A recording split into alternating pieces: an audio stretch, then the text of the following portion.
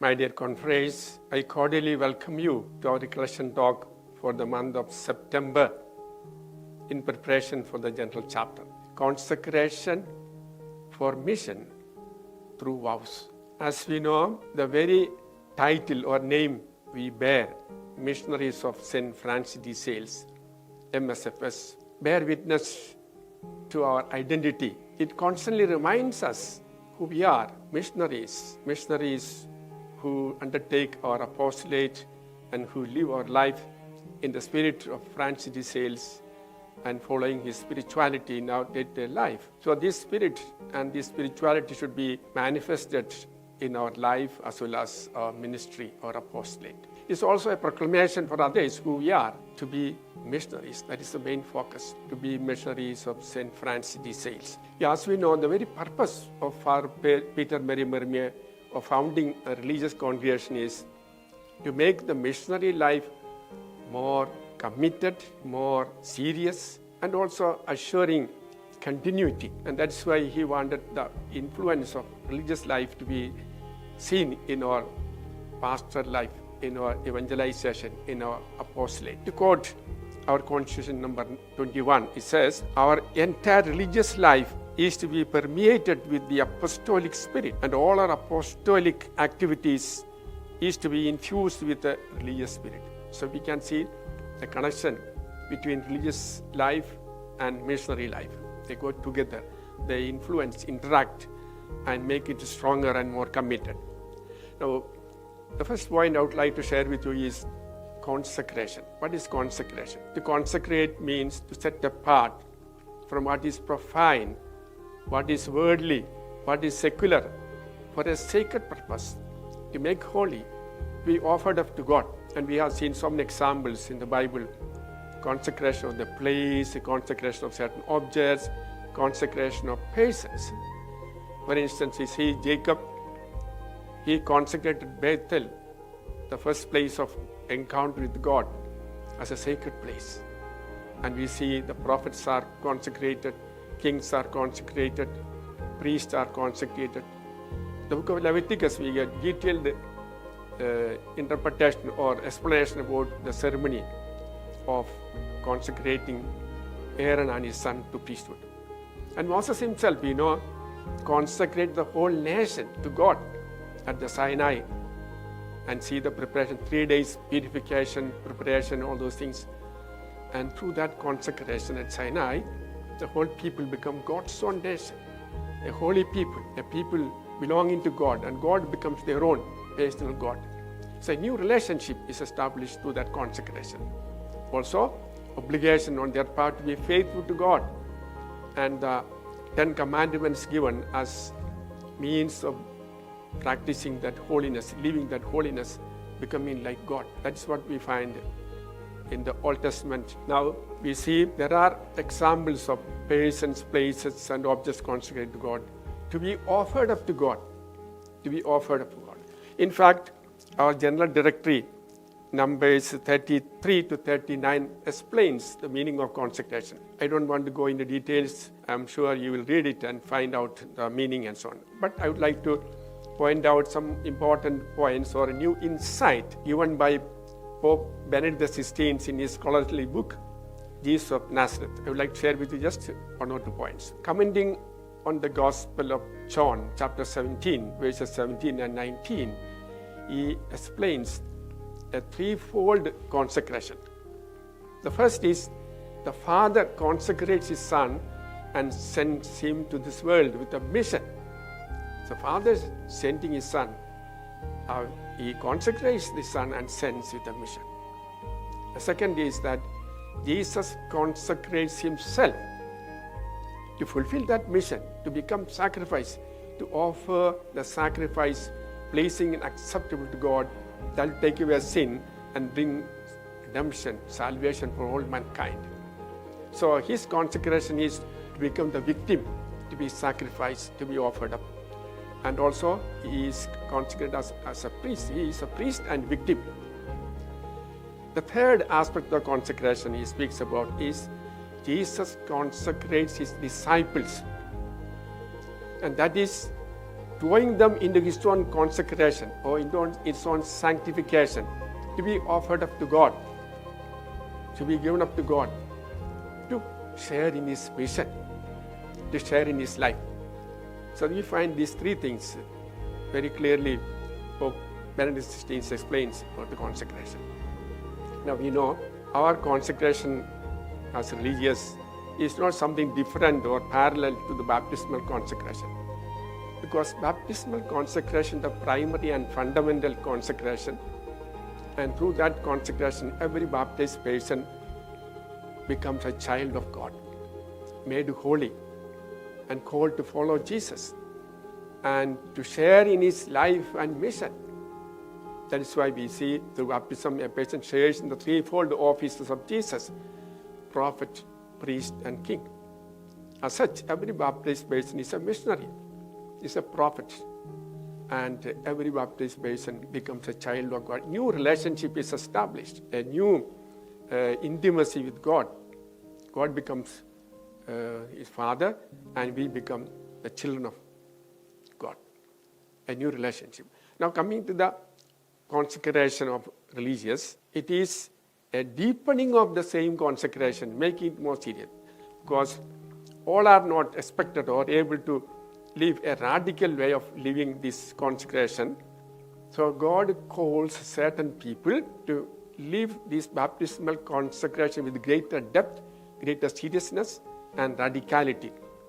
So it is based on that vocation. And there we see, just as in baptism, there are certain conditions are there. Especially in the case of children, child baptism, the parents or godparents make the promise to renounce Satan, his ways, to believe in God, all those things. Now similarly, we see a parallel. In the religious consecration, first of all, it presupposes a special call, because it requires a special grace. So in response to that grace, that call, we accept and we respond. And we respond to follow Jesus radically, especially through the vows of poverty, chastity, and obedience. Every baptized Christian is supposed to be poor, chaste, and obedient. But the way we practice these counsels or these vows is more radical. And according to the prescriptions given in the Constitution, recorded by canon law, all those things, we understand how these vows are to be lived. So we have specific instructions on how to live this consecrated life. So it is through this consecration, through this profession of vows, we become consecrated. We belong to God. And always it is for a mission. We are consecrated and become religious with the purpose of sharing in the very life and mission of Christ. That's what religious consecration. So religious consecration is a deepening of baptismal consecration and radically living it, and it gives us greater freedom to belong to God, to be at His service, to be totally available. That is an advantage of this religious consecration. So through the religious consecration, we belong to God, belong to the church, and then we don't belong to ourselves. So there is a process of dying to live for God, dying to self, to live for others, so that we live for God, live to carry out His mission. The second point I reflect with you is mission. As already mentioned, the very purpose of entering into religious life and become consecrated persons is for mission. Our constitution and directory and many other documents related to our congregation make it very clear our orientation, our focus should be on mission. Very often repeated verse of our Murmur, we are very familiar, I want a mission. And what is the mission we are speaking about? It is the mission of Jesus. That is why our occasion is to share in the mission of Christ, which He entrusted to the church. In that sense, our mission is the mission of the church. And the church, when officially accepts or recognizes our congregation, accept it, we are entrusted with the mission of the church. And based on our own particular charism or apostolates, we are entrusted with the mission of the church in the particular area. Whatever may be, it is the mission of the church we are undertaking. For the church, in the church, and with the church. So we have to be always, they say in Latin, sentire cum ecclesia, think with the church. So again, the Vatican II reminds us how we must be relevant in the world today, and we must take into consideration the need of the hour, need of the place where we are, need of the situation in which we are posted, we are sent. So that is our mission.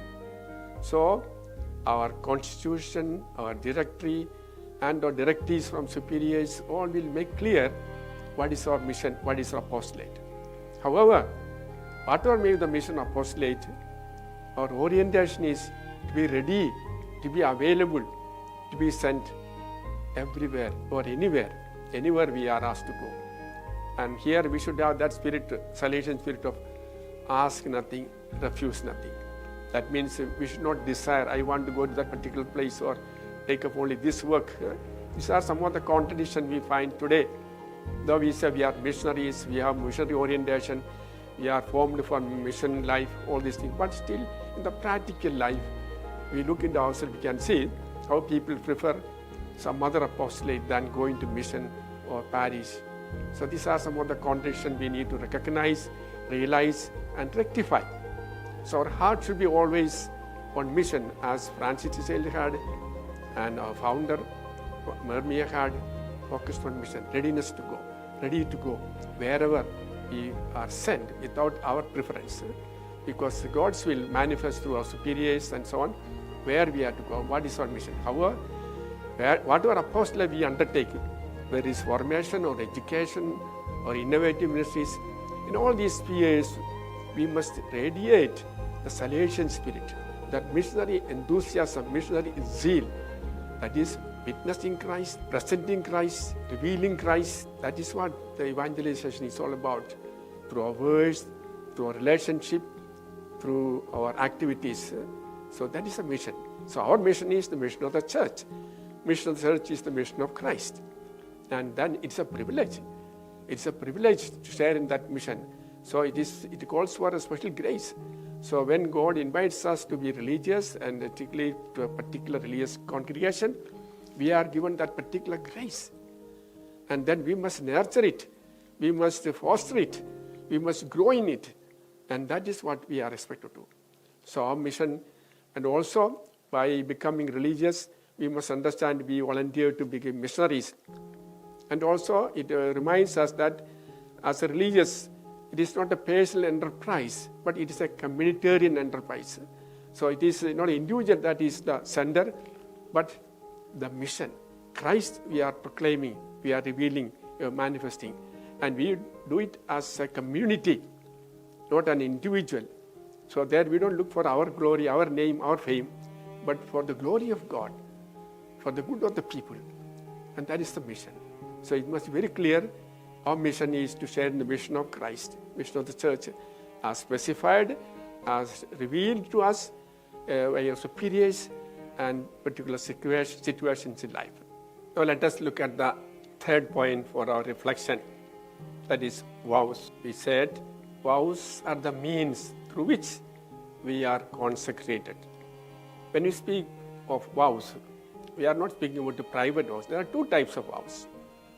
Personal or private vows, individual make to God as an act of piety or for a favor or in thanksgiving for a favor received. For example, we find in the Acts of the Apostles, St. Paul shaved off his head in fulfilling of a vow he had made. We also see in the life of our founder, Perumalil, when he was seriously sick, the confreres made a vow that he will visit the Marian shrine at La Salette, and he went there and fulfilled. Likewise, we find people making vows. These are called individual or personal vows. We are not speaking about this. These are expressions of piety, devotion, or love, or can be for oneself or others. We are speaking about the vow that consecrates us religious. As religious is the vow that is interpreted, explained in the Constitution and canon law, the vow of poverty, chastity, and obedience. And it's called the public vows, officially accepted by the church and with fulfilling all the conditions required for making this vow. For example, the required age, all other conditions must be fulfilled. Then only these vows are valid. So the validity of vows requires several conditions. We are speaking about that. And what are these vows? Poverty, chastity, and obedience. We can look at it from different perspectives. As I mentioned, every Christian is bound to practice poverty, chastity, and obedience, but not in the way consecrated persons practice or those who take the vow. When you take a vow, it is so binding, so serious, and that makes us more committed or obligatory for us to follow Christ in a radical way, to become like Christ who was poor, to become like Christ who was obedient, to become like who was chaste. So these three vows, we say, we follow Christ in a radical way, in a totally committed way, in an irrevocable way. So there is a radicality. So it is to imitate Christ. And the positive aspect is that it makes us free for God. It liberates us from so many other obligations, and that bounds us to other concerns and other obligations. It liberates us for God, to live totally for God, to be perfectly available for the mission. So through these vows, we are consecrated. The vows makes us free for God. And it is an act of worship, because vows are offered to God. And vows are different aspects of our life, material aspect, physical aspect, mental aspect, all these. So different dimensions of human personality life is offered up through these three vows. So these are the three vows through which we make ourselves totally and completely submitted and surrendered to God to do His work in the way He wants. Now, when we speak of these vows, there's got two aspects. We can speak of an ascetical aspect and a mystical aspect. The ascetical aspect is the vows requires that we renounce, we give up, and detach ourselves. These are the negative side or the ascetical aspect. So vows we take obliges us to renounce all that is against God, against religious life, against our mission, what is meant for our style. So it changes our lifestyle. So but detachment, renunciation, all these ascetical aspects. And the positive aspect or mystical aspect is that it unites us with God. So it is a new relationship is established. That's why spiritual authors look at religious life as a mystical way, as entering into a mystical marriage. For example, we see Jesus is the bridegroom and religious are the brides. So a kind of bridal relationship. We enter into a personal, intimate relationship with Jesus through these vows. This enables us. So God alone becomes our everything. And in Him we find fulfillment, happiness, and joy. So vows, far from being a burden, it depends on how we look at it, and also those who are given the grace. Those who are not called to religious life, they will find it a burdensome. They will never be able to live. Because on the one hand, living the religious vows faithfully, constantly until death calls for God's grace, which He gives in our fails. But on our part, we have to cooperate with the grace, and then only we will be able to live poverty, chastity, and obedience. It's very challenging, especially in today's world. There are so many attractions, so many forces deviating us, distracting us, and disturbing our mind, our thought. And in the eyes of the world, it is foolishness. But St. Paul says, for those who are belonging to God, it is the wisdom of God. So the vows are not a foolish thing, but it is a wise, and it makes us joyful and happy, provided we find in Jesus fulfillment, in doing His will, happiness. If we are seeking God's will, if our focus is to seeking God's will always and doing them, and when we faithfully follow it, there we will find joyfulness, happiness, and a sense of satisfaction. Otherwise, we will never find religious life happy. So vows are the means through which we offer ourselves to God irrevocably, unconditionally, and then when we make this vow, it binds us. We cannot take back. That is infidelity. God always is faithful and He wants us to be faithful. There's no force. So when we take vows, we should understand what does it mean, are the implications, and then we must seek the grace from God and faithfully live it. Otherwise, far from being a witness, it can become a counter-witness. Far from spreading the kingdom of God and making Jesus present to the people, in the opposite light, people will have no faith in Christ, they will have no faith in church, they will have faith in religious. So it is a serious obligation. So it is easy to take the vows, to pronounce the vows, through which we become religious. But challenge is to live it constantly in spite of difficulties, because as human beings we will come across various problems. And there is always a tendency to see the tendencies in the world, to be conformed to the worldly values, ways. But we should resist that temptation. We should stand for the principles and values of vows. And with faithfully, we must fulfill it and live to the end. Francis says there is one thing we should ask, that is the grace of perseverance. Grace of perseverance. And it's not enough just to persevere, but with joy and happiness, with enthusiasm, with that missionary zeal. And this is what we should pray for, we should ask for. Through the vows, when we consecrated ourselves to God, God gave us grace, especially grace to live that consecrated life, to live that vows. And that grace, we have to foster it.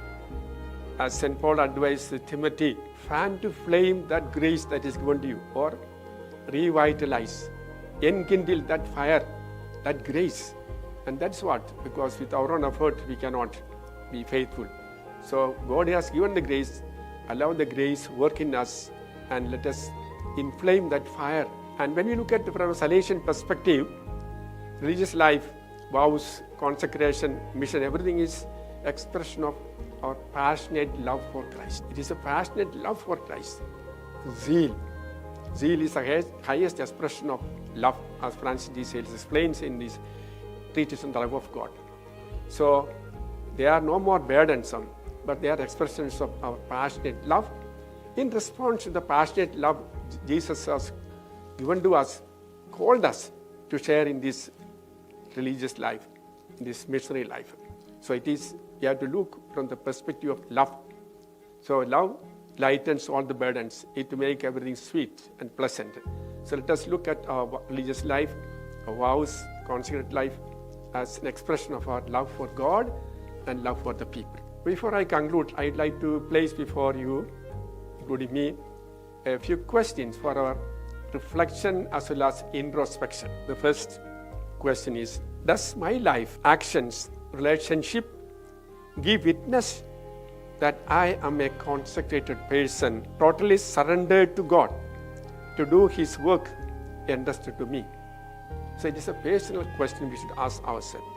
Does my life, actions, relationship give witness that I am a consecrated person, totally surrendered to God to do His work entrusted to me? The second question, to what extent my lifestyle reflect religious poverty, chastity, and obedience as envisaged in our constitutions? The third question, do I consider the vows I have taken as means of deeper communion with God and solidarity with others, especially members of my own community, people with whom I live and for whom I work? The last question, do I really find joy and fulfillment in my life as MSFS, as missionaries of St. Francis Sales? Let's ask through the intercession of our patron Francis Sales and Mother of Sorrows, our patroness, give us the grace